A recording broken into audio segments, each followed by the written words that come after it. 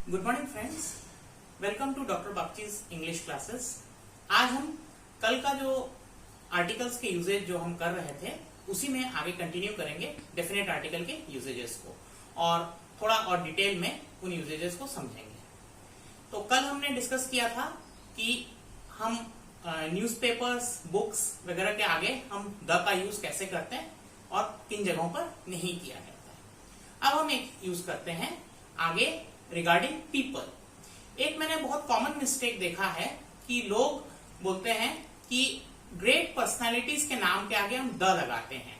देखिए, great personalities के नाम जैसे मान लीजिए महात्मा गांधी, मान लीजिए कोई भी और बड़े कोई भी व्यक्तित्व हैं, उनके नाम के आगे तो एक चीज का ध्यान रखिए कि कोई भी प्रॉपर नाउन के आगे द का यूज नहीं होता है।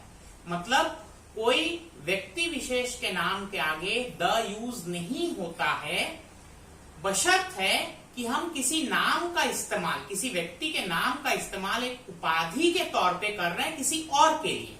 मतलब इसको इंग्लिश में समझेंगे तो ऐसा होगा कि proper noun does not take definite article except when it is used as an epithet. Epithet मतलब उपाधि।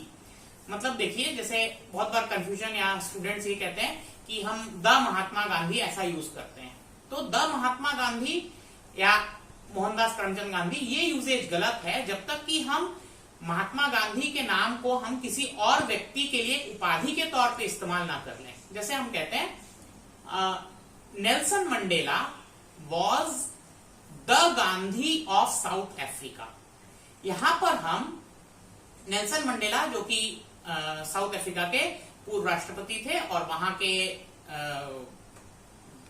फ्रीडम फाइटर भी थे, आजादी के लिए उन्होंने लड़ाई लड़ी थी, लंबे समय तक वो जेल में रहे थे। तो उनके नाम को हम महात्मा गांधी के नाम को हम उनके लिए एक उपाधि के तौर पर, वो साउथ अफ्रीका के गांधी थे, तो गांधी का नाम यहाँ पर एक उपाधि के तौर पर किसी दूसरे व्यक्ति के लिए यूज हो रहा है, वहां पर हम द यूज कर सकते हैं। वैसे ही एक और एग्जांपल है, जैसे Dara Singh was the Hercules of India. Again यहाँ पर हरक्यूलिस जो है वो ग्रीक माइथोलॉजी, ग्रीक पौराणिक कथाओं के एक कैरेक्टर हैं और जो कि विश्व के सबसे ताकतवर व्यक्ति माने गए हैं या उसमें कहे गए हैं ग्रीक पौराणिक कथाओं में। तो दारा सिंह को हरक्यूलिस ऑफ इंडिया की उपाधि दी गई। तो यहाँ हरक्यूलिस जो नाम है वो उपाधि के तौर पर दारा सिंह के लिए यूज किया जा रहा है, वहां पर हम डेफिनेट आर्टिकल यूज कर सकते हैं प्रॉपर नाउन के अगेंस्ट में। लेकिन और किसी टाइप में प्रॉपर नाउन के आगे हम द यूज नहीं करते हैं। वैसे ही एक कॉमन एग्जांपल, जैसे हमारे स्कूल या कॉलेज में हमारे क्लास में कोई बहुत इंटेलिजेंट स्टूडेंट है तो हम कह देते हैं कि वह तो आइंस्टाइन है, वह तो न्यूटन है, हमारे स्कूल का, हमारे कॉलेज का। तो इसको हम इंग्लिश में भी बोलेंगे तो ही या she is the Newton of our class. तो द न्यूटन, अगेन न्यूटन जो नाम है, जो साइंटिस्ट है, उनको, उनके नाम को हम एक उपाधि के तौर पे किसी और व्यक्ति के लिए यूज कर रहे हैं, तो यहां पर हम डेफिनेट आर्टिकल यूज करेंगे।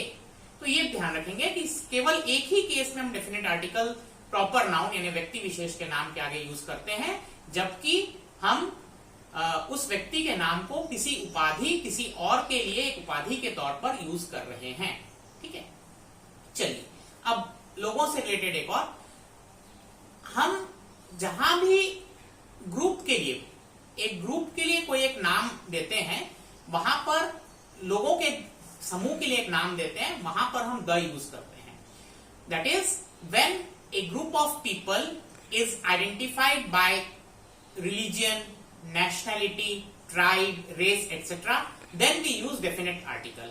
मतलब जैसे हम बोलते हैं the Hindus, the Muslims, the Indians, the Americans, तो इन जगहों पर वहां हम एक लोगों के समूह को कोई एक नाम दे रहे हैं, हिंदू, मुस्लिम, अमेरिकन, इंडियन, तो वहां पर हम द का यूज करेंगे।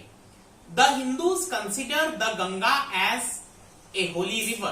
तो द हिंदू वो गंगा नदी को एक पवित्र नदी मानते हैं। तो the Hindus, the American, the Indians, the English, the British, जैसा भी। तो यहां पर हम लोगों के समूह के नाम के आगे द यूज करते हैं। फिर बहुत बार ये होता है, हम देखते हैं कि हम अपने परिचित के लोगों को हम उनके सरनेम से या फैमिली नेम से बुलाते हैं। तो जहां पर हम एक व्यक्ति के लिए फैमिली नेम का यूज करेंगे वहां पर द यूज नहीं होगा।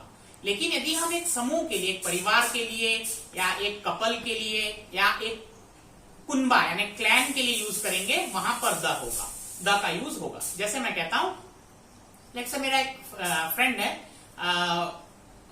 उनका सरनेम शर्मा है, तो मैं कहता हूं Sharma will come today, Sharma आज आएगा, तो वहां पर द यूज नहीं होगा। लेकिन यदि मैं कहता हूं the Sharma's will come today, तो यहां इसका मतलब होगा कि शर्मा परिवार या शर्मा परिवार से कुछ लोग, हो सकता है हस्बैंड वाइफ या हो सकता है कुछ लोग आएंगे, तो the Sharma's will come today. तो यहां पर हम एस लगाकर प्लूरल भी दिखा रहे हैं और हम वहां पर द यूज कर रहे हैं। The Sharmas are going for a picnic today, तो शर्मा परिवार या शर्मा परिवार के कुछ सदस्य या शर्मा पूरा कुनबा हम बोल सकते हैं, तो वो पिकनिक पर जा रहे हैं। लेकिन यदि मैं सिर्फ कहता हूं कि एक व्यक्ति आएगा या एक व्यक्ति का शर्मा विल कम टुडे, तो वहां पर हम डेफिनेट आर्टिकल यूज नहीं करेंगे। तो एक व्यक्ति के लिए यदि हम फैमिली नेम का यूज करते हैं तो वहां पर डेफिनेट आर्टिकल यूज नहीं होता है। जहां पर एक से अधिक व्यक्ति के लिए, हम परिवार के लिए, कुनबे के लिए या परिवार के कुछ सदस्यों की बात करते हैं, वहां पर हम डेफिनेट आर्टिकल यूज करेंगे।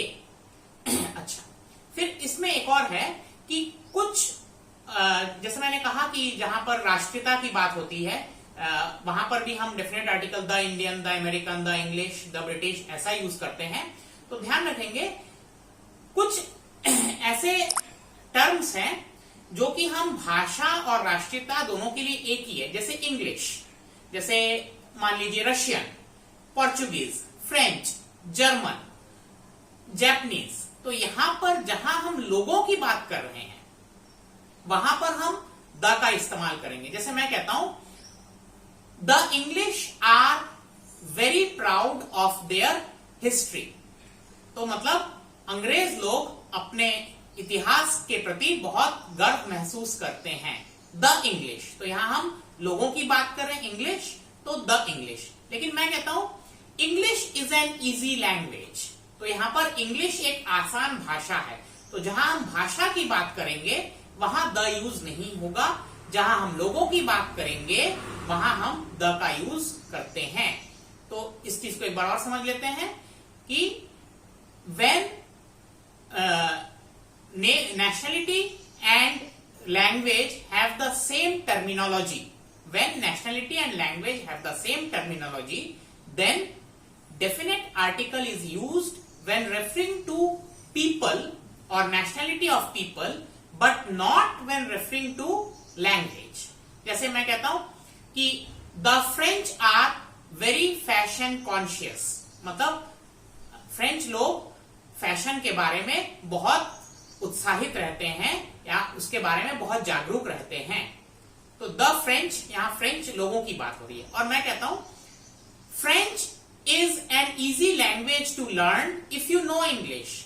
फ्रेंच एक आसान भाषा है, सीखने में एक आसान भाषा है यदि आपको इंग्लिश का ज्ञान हो। तो यहां पर भाषा की बात कर रहा हूं तो यहां पर मैंने द यूज नहीं किया, लेकिन जहां मैं लोगों की बात कर रहा हूं वहां पर हम द का यूज करते हैं। तो आशा करता हूं कि आज ये आपको हेल्पफुल रहा होगा। कोई डाउट्स है तो आप प्लीज कमेंट बॉक्स में पूछ सकते हैं। मेरे चैनल को लाइक और सब्सक्राइब कीजिए।